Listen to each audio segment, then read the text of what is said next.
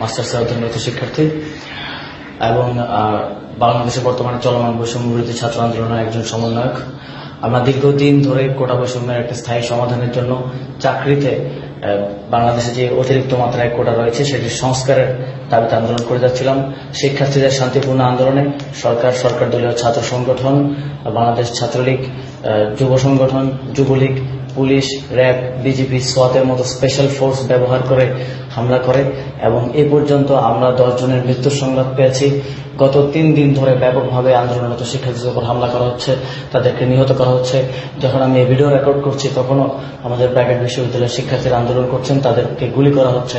আমরা জানতে পেরেছি একজন আহত শিক্ষার্থীকে যে অ্যাম্বুলেন্স দিয়ে নিয়ে যাওয়া হচ্ছিল সেই অ্যাম্বুলেন্সের ড্রাইভারকেও গুলি করে মারা হয়েছে।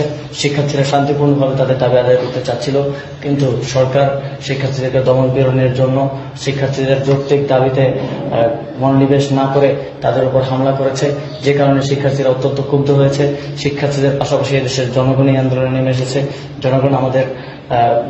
জনগণ অভিভাবক হিসেবে শিক্ষার্থীদের পাশে দাঁড়িয়েছে এবং আমরা আহ্বান জানাচ্ছি, আর রাজপথে নেমে আসুন, আমাদেরকে রক্ষা করুন।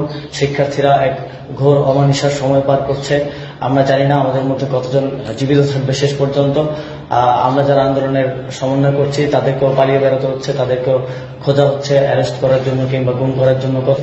আমরা গভীর শঙ্কায় নিমজ্জিত আছি। বিশ্ববাসীর প্রতি আহ্বান থাকবে, আপনারা এই আন্দোলনের দিকে একটি ক্লোজ লুক রাখুন, আপনারা অবজার্ভ করুন এবং আমাদের পাশে দাঁড়ান যে যেখানে আছেন সেখান থেকে।